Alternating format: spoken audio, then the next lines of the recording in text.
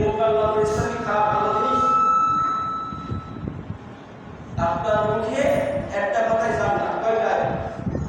আল্লাহ হাদিসের মধ্যে তাফসীরে আছে, যদি কোনো ব্যক্তি আল্লাহর সন্তুষ্টির জন্য এটা ভালো উত্তম কথা বলে, ওই কথা যদি আল্লাহ রাসূল সাল্লাল্লাহু আলাইহি ওয়াসাল্লাম পছন্দ করে, আল্লাহ ভালোবাসে, আল্লাহ রাব্বুল আলামিন আছে এই একটা কথাই ব্যক্তি জান্নাত। সুবহানাল্লাহ।